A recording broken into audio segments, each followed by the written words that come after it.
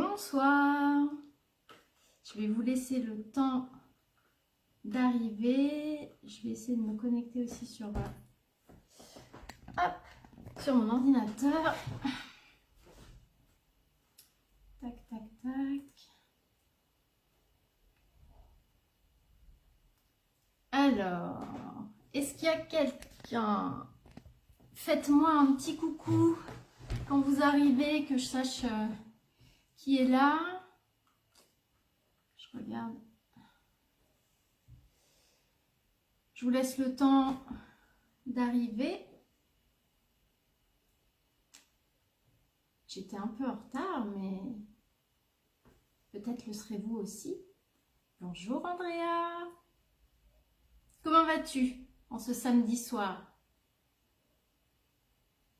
Est-ce que tu profites bien de ton week-end?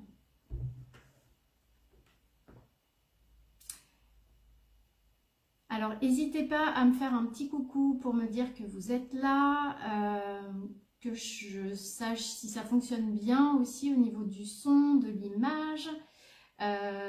Également, faites-moi un petit coucou, même si vous regardez en replay, déjà parce que je prendrai le temps de vous saluer en retour.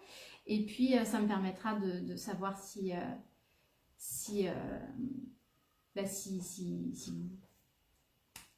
avait du monde en replay. Andrea, comme d'habitude, tu sais bien. Oui, d'accord, je vois. Ok. Est-ce que tu m'entends bien? Est-ce que vous m'entendez bien au niveau du son? Je me rends compte que j'ai pas mis mes écouteurs. Alors, je ne sais pas si ça fonctionne correctement. Bonjour Valérie. Salut Sandy. Comment vous allez les filles? Parce qu'il n'y a que des filles. Nickel, et l'image est vraiment bien. Super, son parfait. Allez, faites-moi un petit bonjour là, tous les gens qui sont connectés. Faites-moi aussi un petit coucou en replay pour que je puisse vous saluer. Et puis voilà, avoir le plaisir de savoir que vous étiez là et que vous avez regardé ce live. Alors, je ne sais pas depuis combien de temps on est connecté, mais on va dire qu'on va commencer.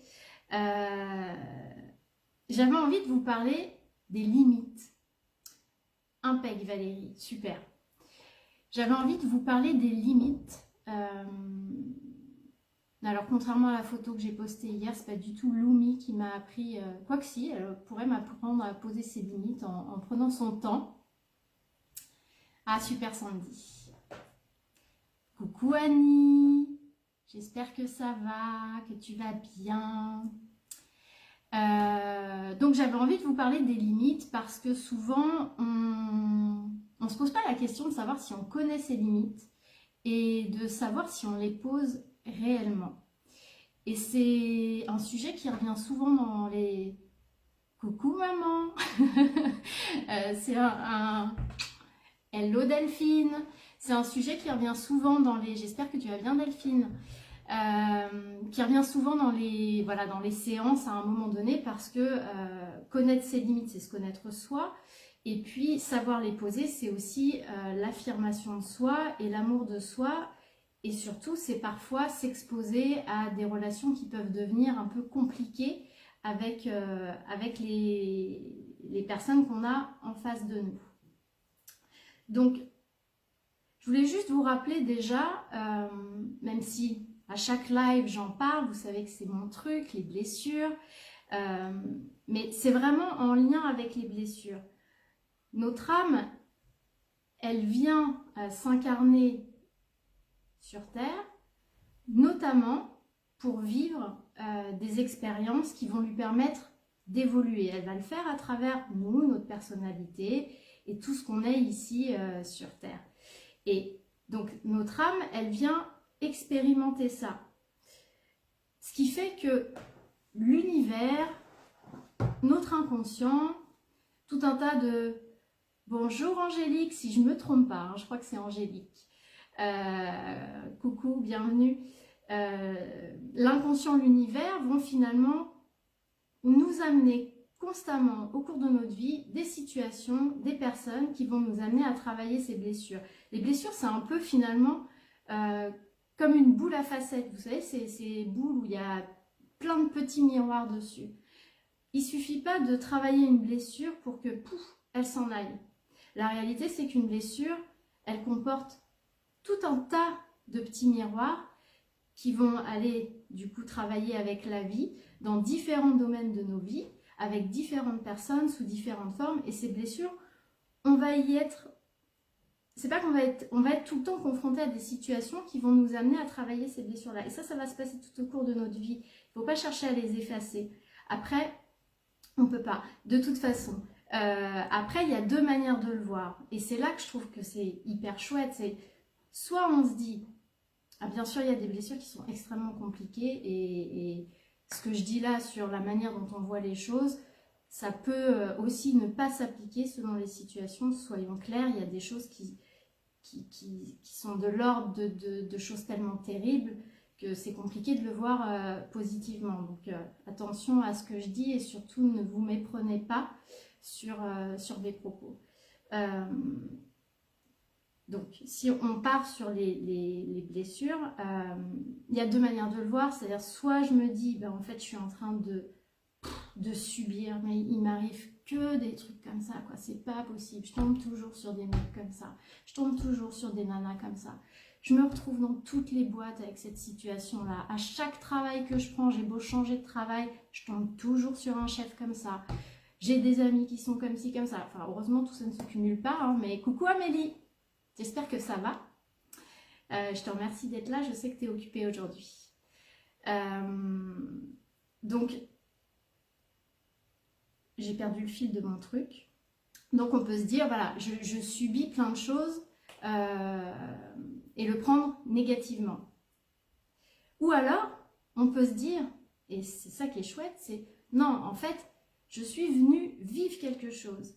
C'est comme une sorte d'accord entre mon âme et moi. On s'est mis d'accord, on va vivre ça ensemble. Alors, je regarderai les commentaires peut-être après. On s'est mis d'accord, on va vivre ça ensemble. C'est un peu, j'allais dire comme un jeu, de se dire, je suis venue là pour vivre ça sous différentes formes. Et en fait, à chaque fois que l'univers m'amène ces situations ou ces personnes, c'est qu'il y a quelque chose à faire. Quelque chose qui va me faire évoluer, quelque chose qui va me faire grandir. Et ça ne va pas faire que grandir mon âme dans son expérience terrestre, mais ça va aussi me faire grandir moi en tant qu'humain, parce que je vais apprendre des choses, parce que je vais évoluer, parce que je vais changer mes relations, parce que je vais changer ma vie. Et moi, je vous le dis, ma vie, elle a changé depuis que j'ai compris tout ça. Alors, je regarde juste que... Je regardais en dessous... Angélique, c'est bien moi, je travaille depuis... oui, c'est bien moi le prénom. Je travaille depuis un certain temps sur mes limites, les connaître, les respecter, c'est un travail libérateur. Ouais, tout à fait. C'est un travail libérateur. Donc, c'est important de le voir comme ça. Et le fait, donc, de connaître et de poser ses limites, c'est en lien avec nos blessures. Alors, pourquoi on ne les pose pas très souvent. Et où on ne les pose pas complètement. On va les... J'allais dire les posouiller. On va les poser un petit peu. Il y a plusieurs raisons à ça. Parce qu'on a peur de ne pas être aimé. Ou d'être... oui, de ne pas être aimé. Donc là, on vient derrière venir toucher les blessures, notamment de rejet et d'abandon. Il y a aussi la peur d'être injuste, de ressentir de la culpabilité. Parce que parfois, quand on pose ses limites, on a le sentiment que pour l'autre, ça va... c'est peut-être pas ce qu'il lui faut ou c'est peut-être pas juste. Et du coup, on va se sentir coupable de ce que lui, il va ressentir. Il y a aussi la peur de blesser, la peur d'être méchant, de passer pour la mauvaise personne. Parce qu'en posant mes limites, je vais aller chercher l'autre sur son terrain à lui et j'ai peur qu'il me juge comme étant quelqu'un de blessant ou de méchant. Il y a aussi... ça, c'est aussi quelque chose que je vois souvent, notamment dans le cadre de séparation ou parfois au travail, c'est la peur des représailles. En fait, on n'ose pas poser ses limites parce qu'on a peur de ce que l'autre va faire derrière. Donc, je vais rester gentille, je vais continuer à accepter ce qu'il me demande, parce que si jamais je m'oppose ou si jamais je lui dis mes limites, c'est ça, et bien j'ai peur de sa réaction. Donc derrière ça, c'est que je ne me fais pas confiance non plus, moi, sur le fait que je vais pouvoir gérer ça. Gérer cette réaction-là. Je ne sais pas si vous voyez ce que je veux dire.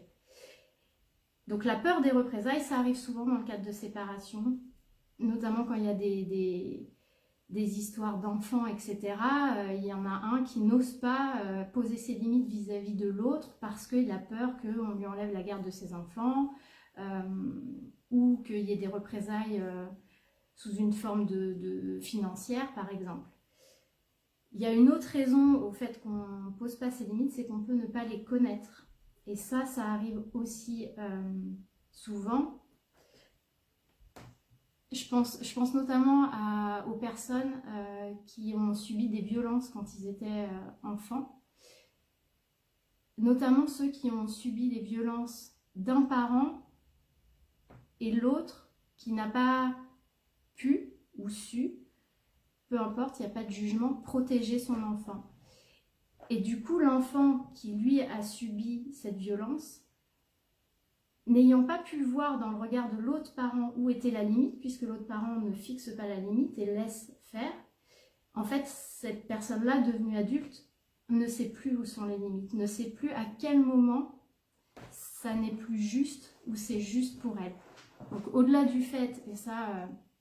Je l'exprime souvent quand on évoque des sujets, au-delà du fait que souvent les personnes qui ont été confrontées à la violence quand elles étaient enfants se retrouvent dans des scénarios de vie où elles retrouvent des personnes qui vont tenter d'être violentes avec elles.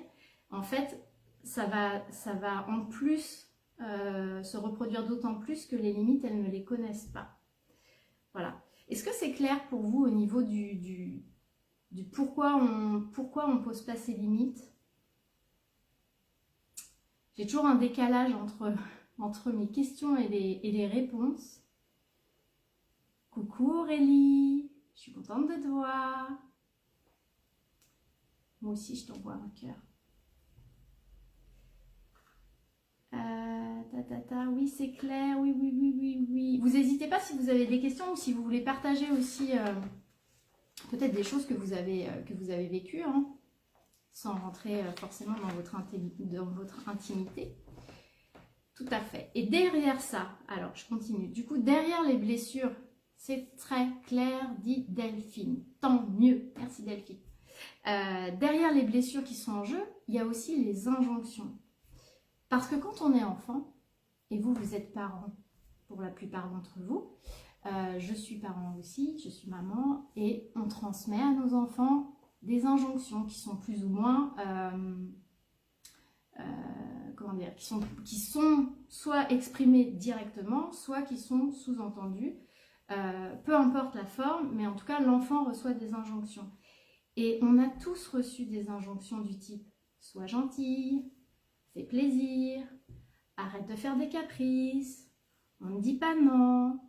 Et toutes ces choses, quand on va, je sais pas, par exemple, on va chez des amis, chez de la famille à table et la grand-mère, c'est des trucs bêtes, mais la grand-mère veut resservir une troisième fois du plat, l'enfant ne veut pas, et les parents vont dire « dis pas non, mange, mais fais plaisir à mamie ». Bon, bah tout ça, c'est des injonctions qui, quand on est enfant, nous poussent à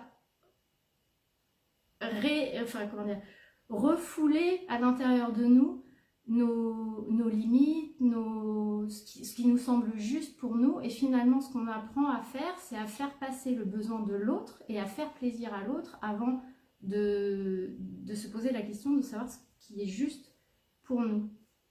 Et ça, c'est des choses qu'on fait aussi, moi je l'ai fait par le passé avec mes enfants, j'essaye de faire attention.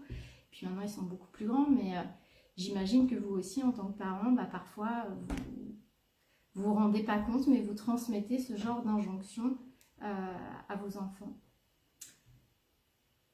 Alors, je voulais vous parler aussi des conséquences, en fait, que ça pouvait avoir, et même que ça a, de ne pas poser ses limites et de ne pas les connaître.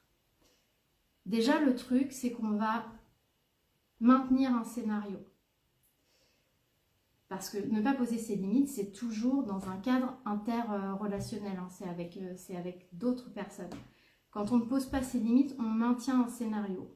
Par exemple, une personne, j'ai en tête une personne, puisque je sais que Andrea raffole des exemples, une personne qui a des relations, elle a beaucoup de mal à avoir des relations avec sa famille.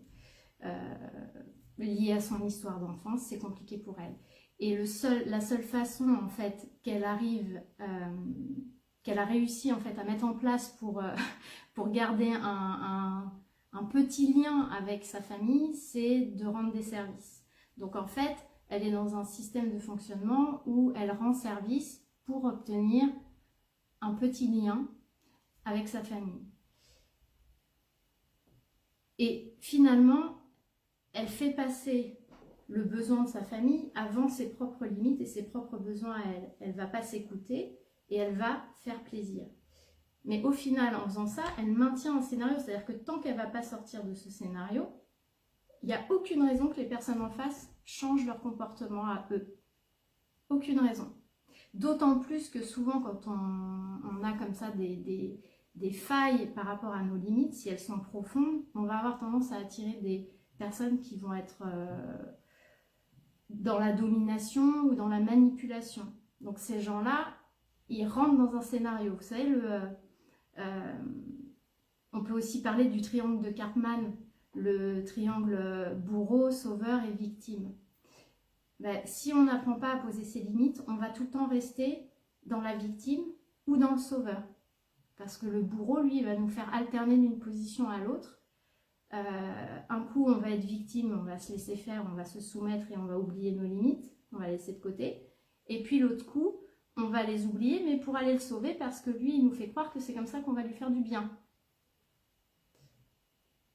Vous voyez, vous voyez ce que je veux dire? Andrea, tu dis comment connaître nos limites car avec les injonctions qu'on a eues, c'est devenu normal pour nous. Ouais, je vais y revenir à la fin. Et juste. Ouais.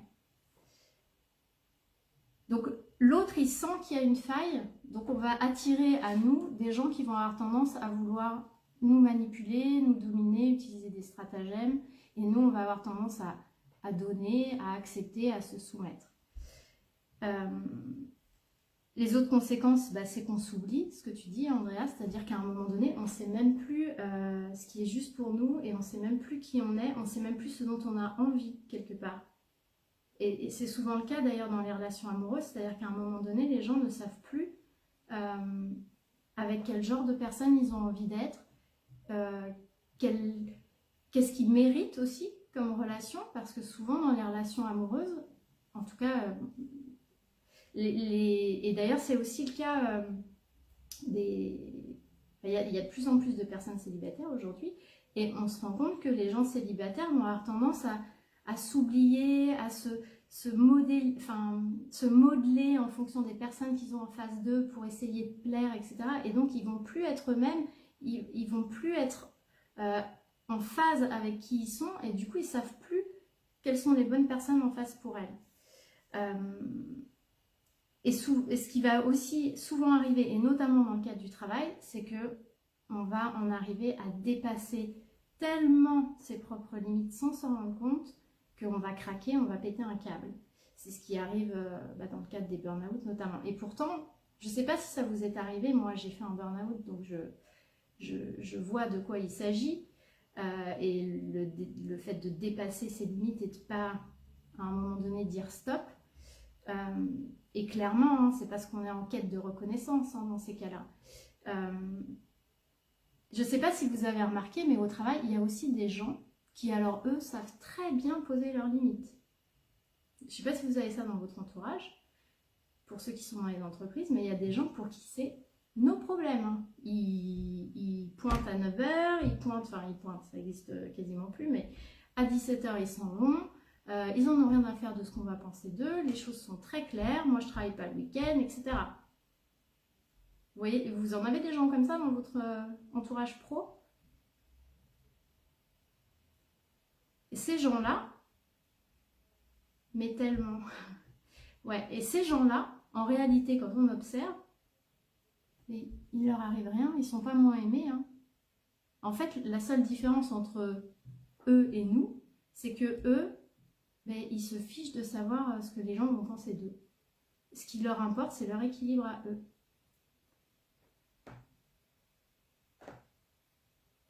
Angélique, j'ai fait un décodage suite à ton live sur les relations amoureuses et mon désir d'avoir des limites strictes et fermes.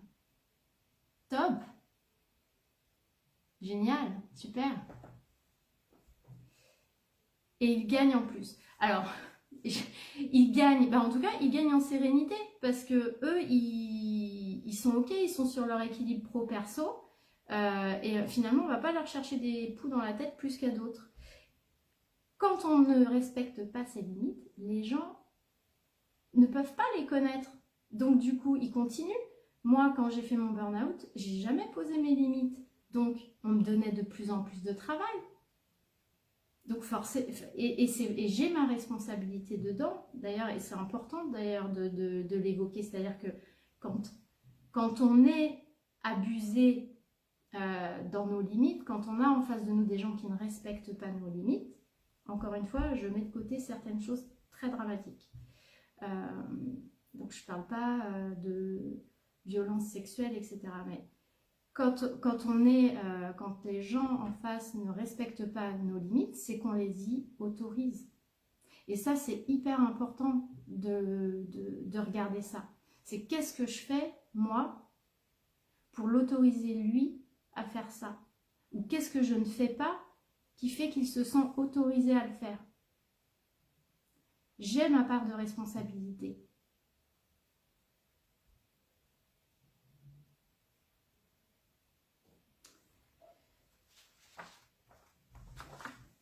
Ça va, tout le monde est encore là, donc on s'accroche, vous tenez le coup.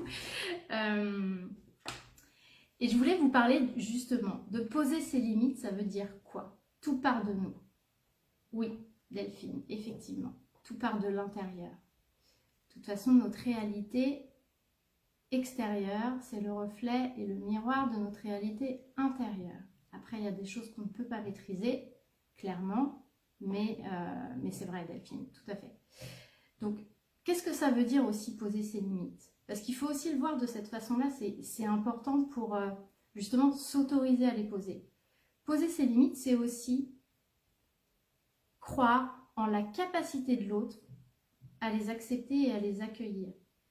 Croire en la puissance intérieure de l'autre.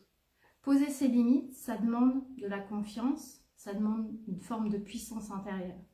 Et quand on pose ses limites, il faut aussi se dire que l'autre en face, il est puissant aussi et il est capable, en principe, de pouvoir accueillir ça. Donc quelque part, ne pas poser ses limites par peur de la réaction de l'autre, c'est comme ne pas lui faire confiance dans sa capacité à. Et pour aller plus loin, poser ses limites, si c'est quelqu'un qui a du mal à les entendre, ben c'est aussi lui faire le cadeau de se retrouver confronté à ses parts d'ombre à cette personne. Parce que à force comment dire, d'accepter de ne pas poser ses limites, on n'offre pas l'opportunité à l'autre d'évoluer. On le maintient dans sa situation. Donc on est responsable aussi du fait qu'il y reste. Donc poser ses limites, c'est aussi offrir à l'autre un espace pour lui, pour travailler, pour évoluer et pour comprendre que chacun a des limites et qu'il faut savoir les respecter. Après, les cadres ne vont pas forcément se superposer. Hein. Poser ses limites, ça implique qu'effectivement, à un moment donné, on va se retrouver en face de personnes avec qui les limites ne sont pas les mêmes. Donc, ça risque de poser un souci. Mais c'est pas parce que le cadre n'est pas le même ou que les limites ne sont pas les mêmes qu'elles ne sont pas justes. Il y a des gens avec qui, je pense notamment au travail, il y a des gens avec qui on ne va pas pouvoir travailler parce que les limites, elles ne sont pas OK, elles ne sont pas cohérentes l'une avec l'autre. Toi, ta limite, c'est que tu veux quelqu'un, par exemple, qui est disponible jusqu'à 21h tous les soirs. Moi, ma limite, c'est qu'à 18h, il faut que je parte. Donc le constat, c'est que nos contraintes respectives, notre cadre respectif, il colle pas, donc on va pas travailler ensemble. Et ça veut pas dire que t'es quelqu'un de nul, de con, ou que je t'aime pas. Et inversement, ça veut juste dire que nos limites et nos cadres ne peuvent pas fonctionner ensemble. C'est pas lié à l'amour en fait. C'est juste lié à des limites et au respect de l'autre et au respect de soi. Et quelqu'un qui n'est pas OK avec vos limites, ça veut pas dire qu'il vous aime pas vous. Ça veut dire qu'il n'est pas OK avec vos limites. C'est tout. Et dans la vie, on peut pas être aimé par tout le monde. On aimerait bien, hein, mais on peut pas. Il y a des gens qui nous aiment pas, il y a des gens qui n'aiment pas notre énergie, il y a des gens, voilà, et c'est OK, c'est comme ça. Ce qui compte, c'est les gens qui sont en phase avec vous.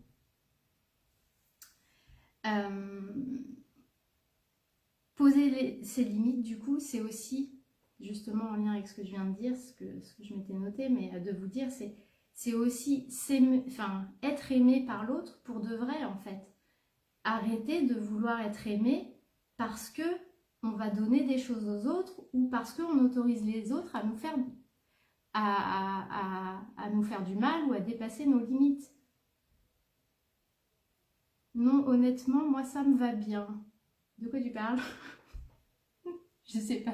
Ah, de quoi? Le fait de ne pas avoir de cadres qui collent les uns avec les autres? Je sais pas de quoi tu parles, Sandy. Bon, en tout cas, ça a l'air drôle. Donc, c'est aussi poser ses limites, c'est accepter d'être aimé pour de vrai et pas d'être aimé pour ce qu'on donne ou pour ce qu'on accepte que l'autre nous fasse. Être aimé pour ce qu'on est vraiment. Voilà, c'est ça. Exactement, c'est hyper important. Et c'est aussi s'aimer soi pour de vrai. Arrêter, parce que de permettre à élargir ses limites ou élargir son cadre pour satisfaire l'autre et pour être aimé, c'est se faire croire aussi à soi-même qu'on est gentil, qu'on est aimable. Mais c'est pas vrai. On est juste en train de travestir qui on est pour obtenir une relation avec l'autre ou une situation. Mais ça veut dire que c'est pas de l'amour vrai pour soi. Ne pas poser ses limites, en fait, ça cache ça cache. C'est la manifestation d'un manque de confiance intérieure et d'amour de soi. Et je sais que c'est dur, hein, mais même moi, et d'ailleurs si j'ai choisi ce sujet-là, c'est parce qu'en ce moment, dans ma vie, c'est quelque chose qui a tendance à se manifester sous des formes différentes. Moi, j'ai notamment une blessure d'injustice, donc je suis venue vivre ça dans cette vie-là. Alors, j'ai pas que celle-là, on les a toutes de toute façon, mais en tout cas, c'est une de mes blessures majeures, on va dire. Donc toute ma vie, je vais être confrontée à des situations pour me faire évoluer à travers cette blessure-là. Et c'est OK. Mais en ce moment, je sens que l'univers m'amène plein de situations. Et c'est un super moyen de développer sa confiance en soi et sa puissance intérieure. C'est d'autant plus important que souvent on attend la limite en fait, on attend le moment où on n'en peut plus, où on est complètement agacé par la personne ou par ce qu'elle fait pour lui exprimer que là ça dépasse nos limites et du coup au moment où on le dit mal et généralement ça génère un conflit. Je ne sais pas si c'est le cas pour vous mais très souvent on prend sur soi, on essaye de faire comprendre à l'autre que ça va pas. Je parle des relations amoureuses, mais ça peut être du travail, ça peut être de plein de situations, hein. Des amis aussi. Et du coup, on essaye de faire comprendre, on accepte, on dit rien, et puis à un moment donné où ça monte, et là, ça explose, on dit les choses, on les dit mal, on n'est pas du tout dans la bienveillance, on n'est pas du tout dans je pose mes limites calmement, j'exprime. Non, on est dans je te balance mes limites à la figure et c'est ça où tu t'en vas. Donc ça devient compliqué. Annie, tu dis, notre ego vient encore tronquer tout cela si on ne pose pas des limites. Notre ego vient encore tronquer tout cela. Qu'est-ce que tu entends par là? toute façon, notre ego, il est de partout, hein, et il n'est pas mauvais, l'ego. Il faut arrêter le... parce qu'il y a beaucoup de gens qui disent oh, l'ego, c'est horrible, l'ego, c'est horrible. Non, l'ego, il est hyper important. Heureusement qu'on a un ego. Hein. Après, faut apprendre à vivre avec cet ego et à le diriger comme il faut. Mais l'ego, heureusement qu'il est là. C'est vrai, quand la cocotte est prête à exploser, on explose mal ses limites. On expose mal ses limites et c'est pire. Ouais. Et justement, Andrea, tu disais comment se connaître soi-même. En fait, c'est vraiment s'observer. Moi, les premières choses avec lesquelles j'ai commencé aussi, c'était dès que quelqu'un me demandait quelque chose, je m'étais mis comme exercice de me dire, ok, dès que quelqu'un me demande quelque chose, je ne réponds jamais oui. Jamais. Je dis, je vais voir, je vais y réfléchir, je reviens vers toi. Jamais, que ce soit la famille, les amis, le travail. Voilà, c'était ma règle. Et je prenais un temps pour réfléchir à, ok, si tu dis oui, ou si tu le fais, ou si tu rends service, pourquoi tu le fais? Est-ce que tu le fais parce que tu en as envie, que ça te fait plaisir, que ça te fait du bien? Est-ce que tu le fais parce que ça fait gonfler ton ego? Est-ce que tu le fais parce que tu as envie que la personne, elle t'aime? Est-ce que tu le fais parce que tu as envie que la personne te trouve indispensable? Et très souvent, on s'aperçoit qu'en fait, il y a beaucoup de choses qu'on ne fait pas pour nous. Alors, je ne dis pas qu'il faut être égoïste, c'est pas ça. Mais quand on fait quelque chose pour l'autre, on doit le faire dans l'amour. Mais dans l'amour de l'autre, pas pour juste obtenir une forme de reconnaissance pour soi. Et quand on fait cet exercice-là, on se rend compte qu'il y a beaucoup de choses qu'on va faire spontanément, mais en réalité, on ne le fait pas pour l'autre, on le fait pour soi. Et pour l'image en fait que ça va nous renvoyer de nous-mêmes. Donc ça, c'était je pense que c'est le premier truc à faire, Andrea, c'est ça. C'est que quand quelqu'un te demande quelque chose ou t'impose quelque chose, et ben tu prends du recul et tu essayes de te poser et de savoir ce quelque chose, est-ce que ça te convient vraiment? Alors ça peut paraître bête, mais généralement ça va très vite, on se rend vite compte en réalité que spontanément on allait dire oui ou que spontanément on allait laisser faire, mais qu'en fait c'est pas ok pour nous. Annie, en fait je voulais dire ce qu'a dit Sandy, mais je l'ai mal écrit. Mais non, tu l'as pas mal écrit. Et l'ego est aussi positif, oui. Andrea, merci, de rien. Si je dis oui à l'autre, à quoi est-ce que je dis non pour moi? C'est ça. C'est ça. Et puis au-delà de se dire non à soi, c'est vraiment, est-ce que moi, je le fais pour l'autre ou est-ce que je suis en train de le faire pour être aimé de l'autre? C'est pas du tout la même chose.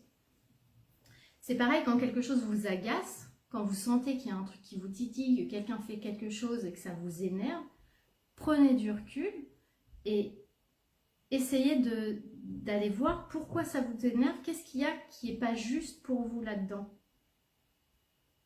Parce que ça vous donnera des indications sur justement vos limites, sur votre cadre à vous. Même en observant les autres, c'est-à-dire que parfois on va regarder un documentaire à la télé, le journal télévisé, entendre des conversations, voir des amis qui sont dans telle ou telle situation, et rien que de regarder ça, d'observer ce que ça nous fait à nous, ça nous permet de connaître notre cadre. Mais arrêtons, si on peut, de faire les choses par peur de ne pas être aimé. On a tous le droit d'être aimé. On est tous des gens, qui méritons l'amour. On ne peut pas être aimé de tout le monde. Et si on cherche à aimer tout le monde, alors on oublie de s'aimer soi et on oublie d'être soi-même. Et ça, c'est un vrai problème. On ne peut pas être aimé de tout le monde. On est, je vais dire sûrement une erreur, 7 milliards d'êtres humains sur Terre. On ne peut pas aimer les 7 milliards d'êtres humains sur Terre. Non, il y a des gens avec qui ça va pas être possible. Et c'est comme ça, il faut l'accepter. Ça veut pas dire qu'il faut s'envoyer des pics à la figure, hein. Juste, là, je te laisse de côté, toi tu réponds pas à mon énergie, on n'est pas ok ensemble sur les cadres qu'on se définit pour nos vies, et c'est tout. Voilà ce que j'avais envie de partager avec vous pour ce live de cette semaine. Est-ce que vous avez des questions ou des commentaires ou je ne sais quoi? J'attends un peu parce que il y a toujours un décalage entre mes questions et vos réponses. Andrea, merci. Merci à toi d'avoir été là. Merci à tous ceux qui interagissent aussi parce que c'est hyper agréable pour moi d'avoir vos coucous, vos petits bonsoirs, d'avoir vos questions, d'avoir vos réactions. C'est pas forcément voilà, le live, s'il n'y a pas d'interaction, c'est toujours voilà, moins sympathique, on va dire. Sandy, hyper enrichissant encore. Bah écoute, tant mieux. Tant mieux, tant mieux. Je suis ravie. J'espère que ça vous apporte toutes ces petites vidéos sur des sujets un peu différents. N'hésitez pas si vous avez des sujets qui sont en lien avec ce que je fais, hein, bien sûr, parce que sinon ça va être compliqué. Toujours hyper clair, intéressant. Annie Delande, tu devrais remplacer le 20h à la télé, c'est tellement plus intéressant. Oui, t'as raison. Puis le 20h, il nous passe que des trucs qui nous dépriment. Alors là, pour le coup, pour t'activer toutes tes blessures en regardant le 20h, et puis te mettre en colère, et puis on s'aime plus les uns les autres.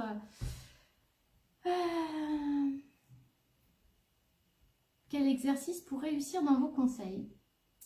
C'est-à-dire,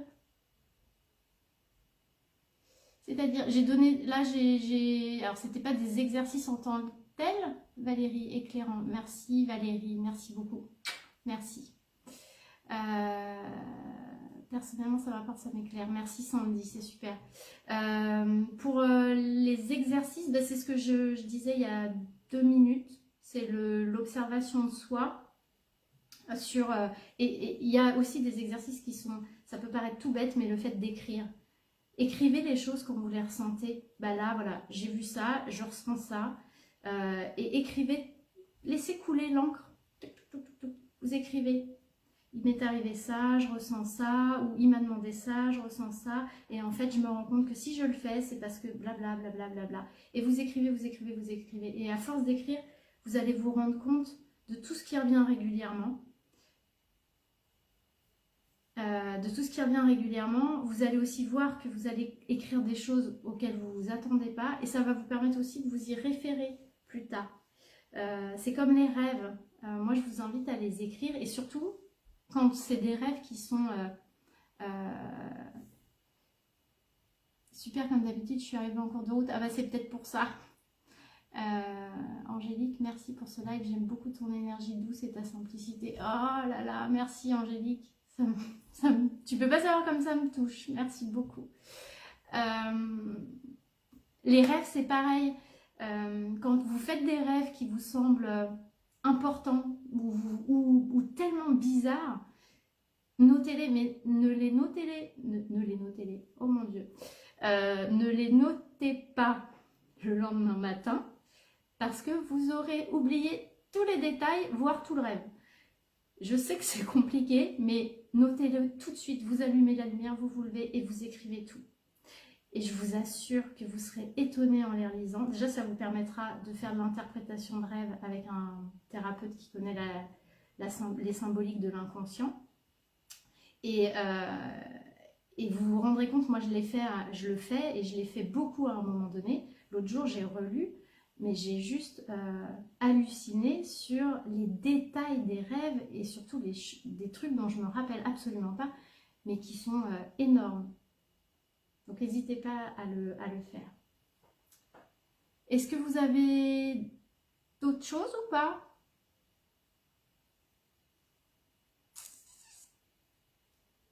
Peut-être pas. Alors, la semaine prochaine, comment ça tombe la semaine prochaine? Tac. Alors, on se retrouve du coup samedi soir à 19 h. C'est dur de se réveiller en pleine nuit. Ouais, je sais, Angélique. Je sais que c'est vraiment dur, c'est pour ça que j'insiste. Mais c'est la seule solution pour avoir le rêve le plus détaillé possible, avec le plus d'éléments. Votre inconscient, dans le rêve, il va placer plein de symboles. Il y aura plein de messages. Et si vous ne le faites pas tout de suite, le lendemain matin, les 3/4 des messages sont partis. On les oublie. Donc samedi soir, on se retrouve au live à 19 h. Et pour ceux et celles qui se sont inscrits au congrès de l'écologie, au premier congrès francophone de l'écologie relationnelle, franchement, inscrivez-vous, ça vous coûte rien, c'est gratuit, vous avez accès aux 28 conférences. Ça va être juste super. Le vendredi soir, on se fait un live d'ouverture avec tous les intervenants, Virginie Chastel, il y aura de la musique, ça va être hyper sympa. Donc c'est vendredi soir à 20 h. Donc n'hésitez pas à vous inscrire et à nous rejoindre. Ce sera sur un groupe Facebook auquel vous aurez accès en vous inscrivant.